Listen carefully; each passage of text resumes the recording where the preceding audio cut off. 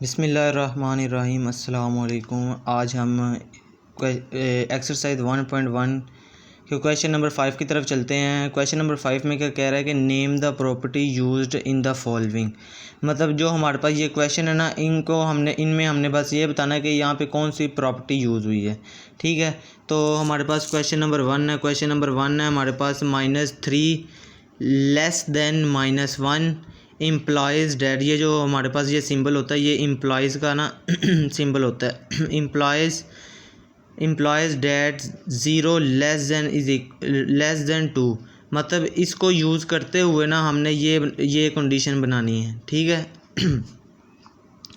तो ये जो सिंबल मैंने यहाँ पे लगे हुए हैं ना, ये सिंबल होते हैं इनइक्वालिटीज़। इनको हम कहते हैं इनइक्वालिटीज़ सिंबल। मतलब लेस देन यहाँ पे हमारे पास दो कार्डनर है, जैसे ये एक कार्डनर, ये दो कार्डनर, तो ये हमारे पास ग्रेटर होगा। ये वाली वैल्यू जो यहाँ पे वैल्यू होगी ना हमारे पास, वो ग्रेटर होगी, और जो यहाँ पे वैल्यू होगी वो हमारे पास लेस होगी। इसी तरह ये है, यहाँ पे देखें ये एक कार्डनर है ना, ये दो, ये भी कार्डनर है, ये भी कार्डनर, इस तरफ दो कार्डनर है। मतलब जो ये वाली वैल्यू होगी ये हमारे पास ग्रेटर होगी, और जो ये वाली वैल्यू होगी ये हमारे पास लेस होगी। इसी तरह less than is equal to और greater than is equal to है, इनको हम इनक्वालिटीज़ कहते हैं। अगर यहाँ पे लेस देन ग्रेटर देन की जगह इक्वल टू होता ना, तो इसको हम कहते हैं इक्वेशन है। ये कोई भी इक्वेशन है हमारे पास। ठीक है क्वेश्चन सॉल्व करते हैं। हमने इसको यूज़ करते हुए 0 लेस देन 2 बनाना है। ठीक है, तो अगर हम कैसे बनाएंगे, अगर हम इसमें 3 को ऐड कर दें, मतलब -3 है ना, ये -3 +3 कर दें इधर। ठीक है, फिर लेस देन -1 इधर भी +3 कर दें। ठीक है, ये हमारे पास क्या हो जाएगा, ये आपस में कट जाएगा, तो हमारे पास क्या रह जाएगा, 0 लेस देन 3 में से 1 निकालने कितने आते हैं, 2। ये देखें, ये हमारे पास बन गई। हमने क्या यूज़ करते हुए बनाया है, मतलब इसमें ऐड किया है ना, इसमें ये हमारे पास ऐड, ये मैंने जितना भी किया ये सारा रफ अमल है। हमने इसमें क्या किया, हमने बस इसमें ये बताना है कि ये इसमें कौन सी प्रॉपर्टी यूज़ होगी। ठीक है, ये जो मैंने जितना भी किया ये रफ अमल है। ठीक है, हमने यहाँ पे ऐड करके ये निकाला है, मतलब उसने कहा था इसको यूज़ करते हुए ये बनाओ। ठीक है, हमने +3 किया है, मतलब एडिशन की है, तो हमारे पास ये कौन सी प्रॉपर्टी होगी, एडिटिव प्रॉपर्टी। ठीक हो गया। अब हम नेक्स्ट क्वेश्चन की तरफ चलते हैं। नेक्स्ट क्वेश्चन में वो क्या हमें कह रहा है कि if a less than b है, देन, मतलब इसको यूज़ करते हुए हमने ये बनाना है, देन 1 ए ग्रेटर है 1 बी से। ठीक है, तो अब हम ऐसा क्या करेंगे कि हमारे पास ये वैल्यू बन जाए। इसको हम यूज़ करते हुए करते हैं कि ए लेस देन है हमारे पास बी। ठीक है, इनके नीचे, जिसके नीचे कुछ नहीं होता उसके नीचे 1 होता है। ठीक है, जब हम ये नीचे डिवाइड हो रहा है ऊपर जब हम इसे ऊपर ले जाएंगे, ठीक है, 1 ए बना लेंगे। 1 ए, जब हम इसे 1 को ऊपर लेके जाएंगे ना, तो ये जो हमारे पास साइन है ना, ये इनइक्वालिटी का, ये भी चेंज हो जाएगा, ये आ जाएगा। मतलब हम इसका रेसिप्रोकल ले लेंगे। इसका हमने क्या लिया, रेसिप्रोकल। तो ये हमारे पास कौन सी प्रॉपर्टी होगी,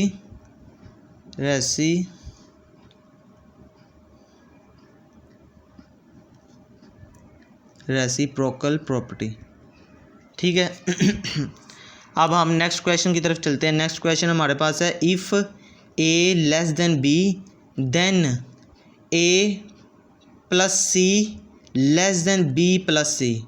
इसमें हम क्या चीज़ कर रहे हैं, देखें ना, उसने क्या, इसको यूज़ करते हुए ये बनाओ, इसको यूज़ करते हुए। तो हमने क्या लिख लिया, ए लेस देन बी।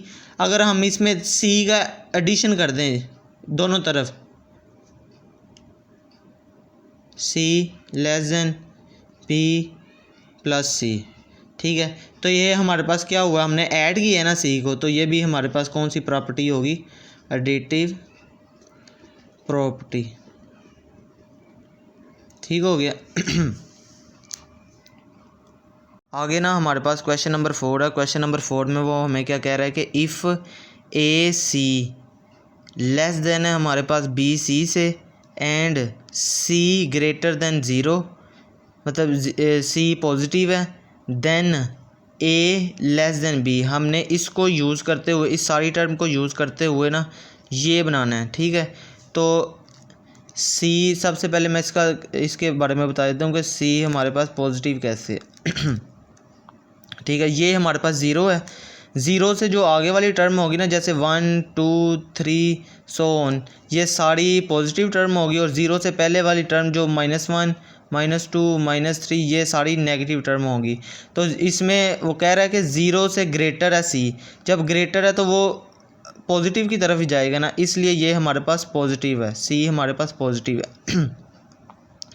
अब ए c less than B C, इसको यूज़ करते हुए हमने ये बनाना है, ठीक है। हम क्या करेंगे कि ए सी मल्टीप्लाई 1 ओवर सी के साथ ना इसे मल्टीप्लाई करवा देंगे हम, बी सी मल्टीप्लाई 1 ओवर सी के साथ करवा देंगे।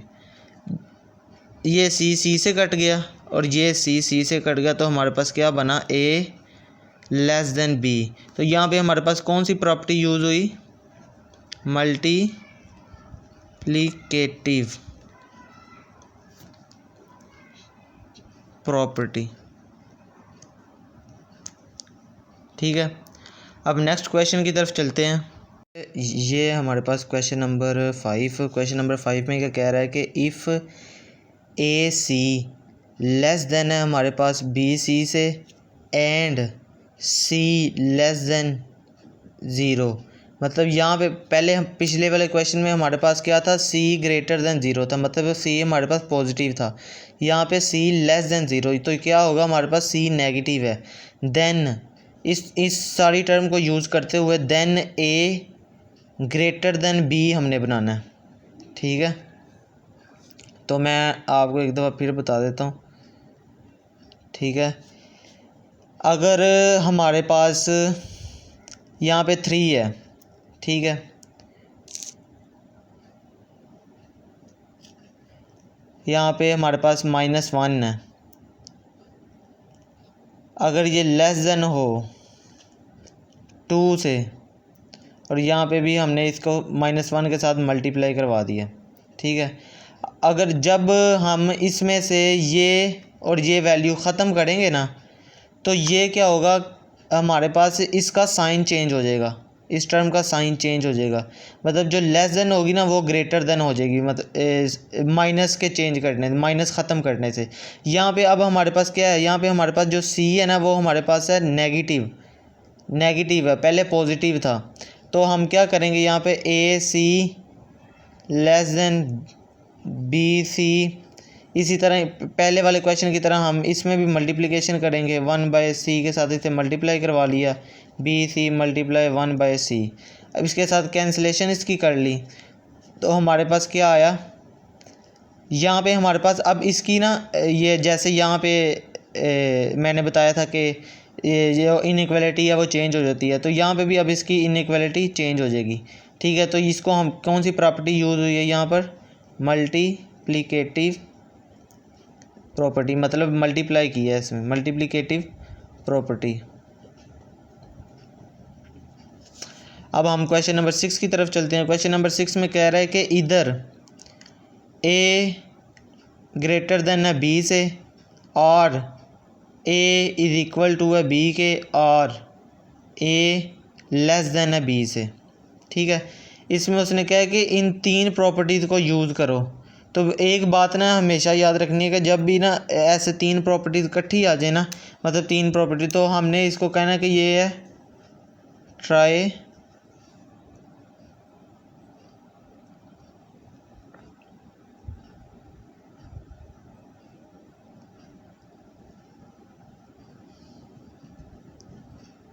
ट्राइकोटोमी प्रॉपर्टी, ठीक है। उम्मीद है कि इस सारी एक्सरसाइज की, इस सारे पार्ट की आपको समझ लग गई होगी। अगर फिर भी मज़ीद आप समझना चाहते हैं तो बुक का पेज नंबर 9 पे सारी प्रॉपर्टीज़ डिटेल से दी हुई हैं। एक दफ़ा आप वहाँ से भी ज़रूर देखिएगा, फिर मेरा ये लेक्चर देखिएगा, इंशाल्लाह आपको ज़रूर समझ लग जाएगी। अच्छा जी, ये हमारे पास आ गया है क्वेश्चन नंबर 6। क्वेश्चन नंबर 6 में वो कह रहा है इंसर्ट 2 रैशनल नंबर बिटवीन, मतलब कि इन दो टर्म्स के दरमियान में से ना हमने 2 रैशनल नंबर निकालने हैं। इस 1/3 एंड 1/4 के दरमियान ना हमने 2 रैशनल नंबर निकालने हैं। मतलब कि जैसे ये एक लाइन है ना, ठीक है, यहाँ पे 1/3 है और यहाँ पर 1/4 है, तो इनके दरमियान में ना कहीं पे यहाँ पे 2 नंबर हैं, वो निकालने हैं। ठीक है, तो हम क्या करते हैं, सबसे पहले हम फर्स्ट नंबर निकालते हैं।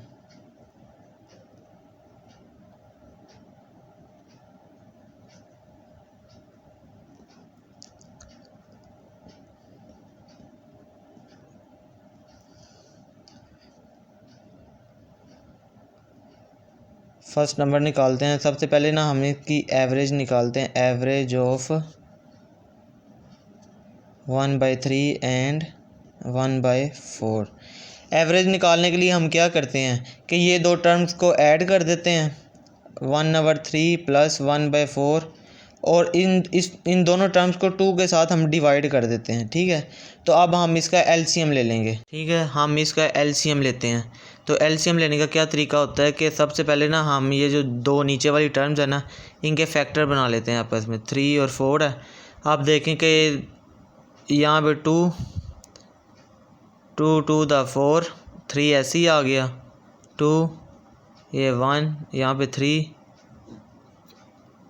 अब देखें 3 2 द 6, 6 2 द 12, हमारे पास क्या आएगा यहाँ पर 12। ठीक है, 12 आएगा।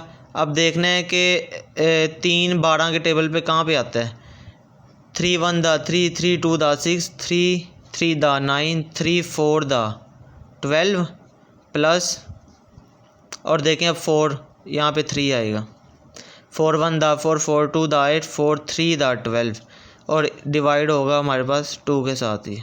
ठीक है, ऊपर हमारे पास 7/12 आ गया, डिवाइड बाई 2। अब ये डिवाइड हो रहा है ना, तो हम इसे इस तरह भी लिख सकते हैं, डिवाइडेड बाई, जिसके नीचे कुछ ना हो उसके नीचे 1 होता है। और जब हम इसको डिवीजन को मल्टीप्लिकेशन में चेंज करेंगे ना, तो हमारे पास 7/12 मल्टीप्लाई 1 ऊपर चला जाएगा और 2 हमारे पास नीचे आ जाएगा जब हम इसको मल्टीप्लिकेशन में चेंज करेंगे। अब हम इसे मल्टीप्लाई कर लेंगे, 7 1 द 7 और 12 2 द 24। ये हमारे पास 7/24 आ गया। 7/24 हमारे पास यहाँ पर होगा 7/24। अब हमने सेकंड टर्म निकालनी है, क्योंकि उसने ऊपर क्वेश्चन में कहा हुआ है कि इंसर्ट 2 रैशनल नंबर बिटवीन, इन दोनों के दरमियान हमने 2 रैशनल नंबर निकालने हैं। ठीक है, अब पहले हमने इन दोनों के दरमियान निकाल लिया था, अब हम इन दोनों के दरमियान निकाल लेते हैं। सेकंड नंबर एवरेज निकालनी है हमने, 7/24 एंड 1/4 के दरमियान देखना। तो सबसे पहले हमने क्या किया था कि इन दोनों को जब हम ऐड करते हैं एवरेज निकालने के लिए, इन दोनों की एवरेज निकालने के लिए हम इन दोनों को ऐड करेंगे, 7/24 प्लस 1/4, और डिवाइड करेंगे हम 2 के साथ। ठीक है, अब हम इन दोनों के ना फैक्टर बना लेते हैं, 24 का और 4 का ना फैक्टर बना लेते हैं, 24 और 4। 2 के साथ यहाँ पे 12 आएगा, 2, फिर 2 के साथ करेंगे 6 आएगा, यहाँ पे 1, फिर 2 के साथ करेंगे 3।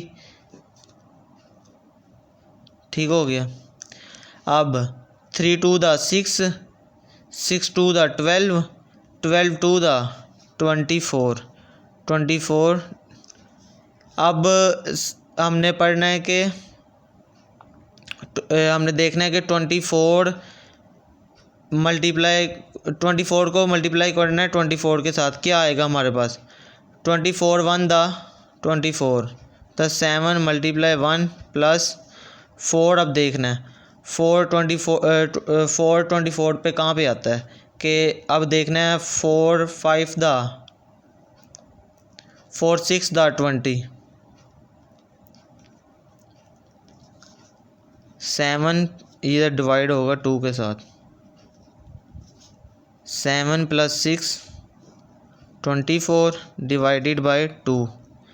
अब इन दोनों को ऐड करेंगे तो हमारे पास क्या आएगा